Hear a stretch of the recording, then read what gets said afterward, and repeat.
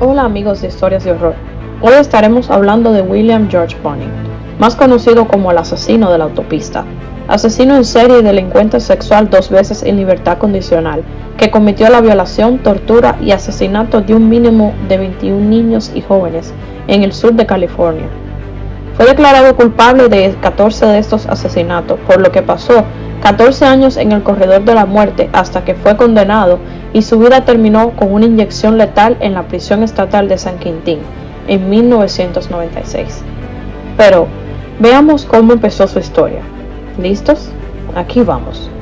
William nació en Connecticut el 8 de enero de 1947. Fue el tercero de los hijos de Robert y Alice Bonin. Su padre y su madre eran alcohólicos los dos.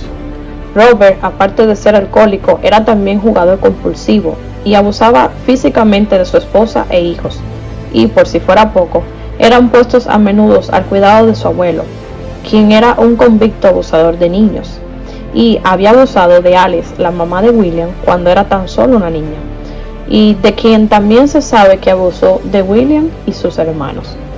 Alice, tratando de proteger a sus hijos de la conducta abusiva de su esposo y de los abusos sexuales de su abuelo, dio a los niños a un orfanato. Pero la historia no termina ahí. El orfanato donde fue puesto era conocido por disciplinar severamente a los niños. No importaba qué tipo de conducta tuvieran. Eran castigados con golpes severos. Soportaban varias posiciones de estrés y ahogamiento parcial en lavados llenos de agua. Bonin nunca quiso revelar detalles de lo que pasó en ese lugar, pero sí comentó que aceptó tener relaciones sexuales con adultos. Soportó todo esto hasta la edad de 9 años, en la que regresó a vivir con sus padres. Con tan solo 10 años fue arrestado por robar matrículas de carros y fue puesto en un centro de detención juvenil por este y otros crímenes. Mientras estuvo en este lugar fue abusado física y sexualmente repetidas veces por varias personas, incluyendo a su consejero. Más tarde sus padres decidieron mudarse a California, donde su padre murió de cirrosis. Mientras vivía en esta dirección, Bonin abusaba sexualmente de su hermano menor y varios niños del vecindario. En su adolescencia fue conocido por haber cometido también varios actos de robo. Tras terminar su escuela secundaria, William se comprometió para casarse. Este compromiso fue idea de su mamá, quien creía que el casamiento serviría para pagar la evidente homosexualidad de su hijo. En ese mismo año se unió a la Fuerza Aérea de los Estados Unidos y vivió en la Guerra de Vietnam por 5 meses, donde arriesgó su vida para salvar a uno de sus compañeros y recibió una medalla por su acto de valentía. Más tarde se supo que en ese periodo tuvo relaciones sexuales con hombres y mujeres en Vietnam y que agredió sexualmente a 2 compañeros soldados a punta de pistola. Sirvió 3 años en la Fuerza Aérea, de la cual se retiró con honores. A su regreso se casó con su prometida, pero el matrimonio no duró mucho, ya que al poco tiempo se divorciaron. A la edad de 21, Bonin cometió agresión sexual a una joven y en los próximos 4 meses cometió 3 más. Las víctimas de estos ataques fueron jóvenes de entre 12 y 18 años, y en cada uno de estos casos ató a su víctima para abusar de ellos y torturarlos. A principios de 1969 fue arrestado mientras trataba de contener a un joven de 16 años que había traído su vehículo y fue acusado de varios cargos. Fue declarado culpable y condenado al hospital estatal como un delincuente sexual con trastorno mental. Mientras estuvo en este hospital fue sometido a varios tratamientos psiquiátricos, los cuales revelaron que tenían un coeficiente intelectual superior a la mayoría y depresión maniática, que dañó su corteza cerebral, lo cual hacía que no pudiera contener cualquier impulso violento. Los exámenes físicos revelaron extensas cicatrices en la cabeza y los glúteos, que probablemente fueron producto de su estancia en el centro juvenil, aunque esto nunca se ha podido comprobar porque él nunca quiso dar detalles de aquel sitio. 2 años después fue sentenciado a prisión por continuar con sus actividades, ya que abusó sexualmente de sus compañeros reclusos. Fue liberado un tiempo después de que los médicos concluyeran que ya no era un peligro para la salud y la seguridad de los demás.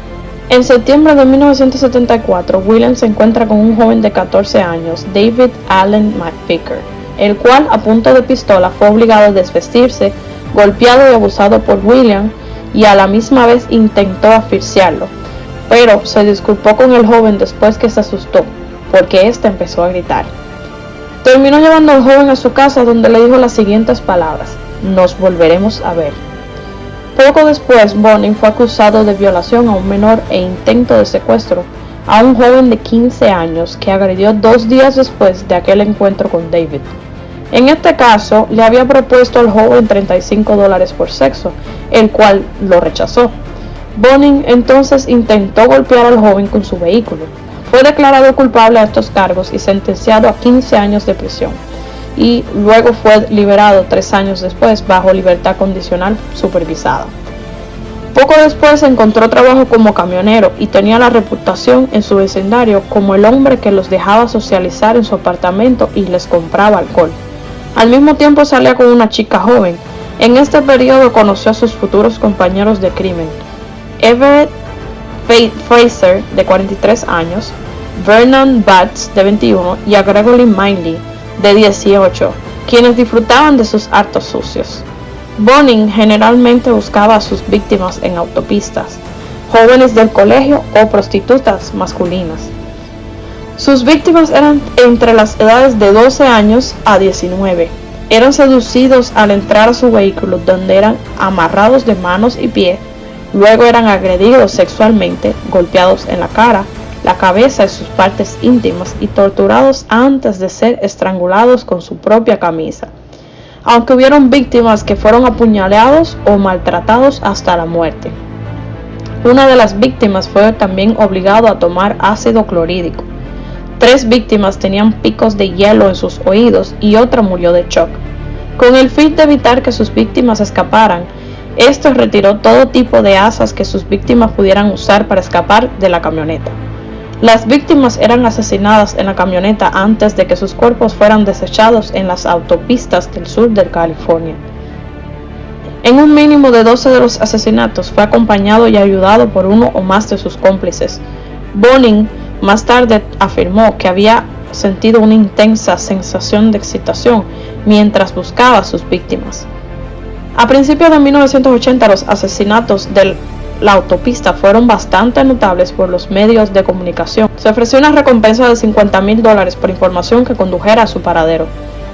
Habiendo determinado en esta etapa un vínculo definitivo entre muchos de los asesinatos cometidos en el año anterior, los investigadores de las distintas jurisdicciones donde las víctimas habían sido secuestradas o descubiertas habían comenzado a compartir información en su búsqueda colectiva del perpetrador.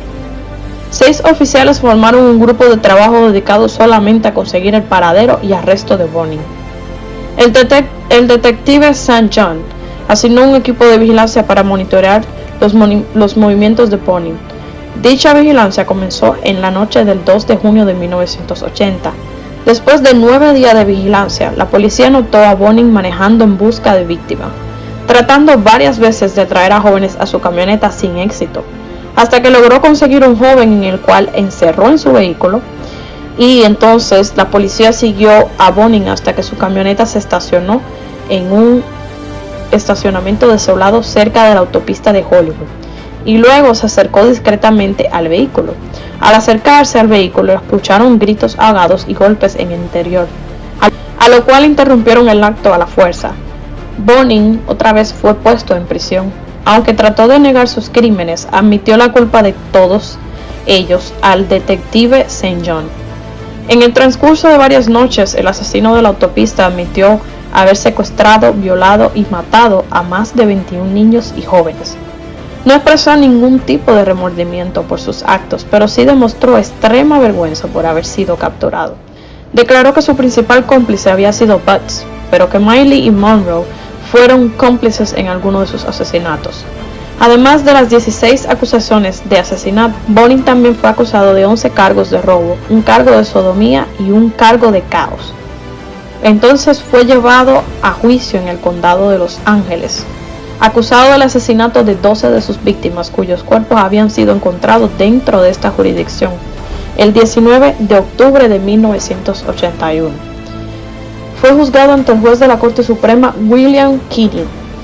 Fue condenado a cadena perpetua y ejecutado por inyección letal el 23 de febrero de 1996. Fue la primera persona en ser ejecutada por inyección letal en la historia de California, y su ejecución ocurrió 14 años después de que se le impusiera su primera sentencia de muerte. En una entrevista final concedida a una estación de radio de 24 horas antes de morir, Bonin dijo que había hecho las paces con el hecho de que iba a morir. Cuando le preguntaron si había algo que quería decirle a las familias de sus víctimas, comentó: "Sienten que mi muerte traerá el cierre, pero ese no es el caso, y van a averiguarlo". Su última comida fueron 2 pizzas familiares, 3 pintas de helado y 6 paquetes de Coca-Cola. Bonin nunca mostró remordimiento y dejó una nota que decía así: "Siento que la pena de muerte no es una respuesta a los problemas que hay a mano. Siento que envío un mensaje equivocado a la gente de este país. Los jóvenes actúan como ven a otras personas actuando en el lugar de cómo la gente le dice que actúen. Le aconsejo que cuando una persona tiene la idea de hacer algo serio contra la ley, que antes de hacerlo debe ir a un lugar tranquilo y pensarlo seriamente".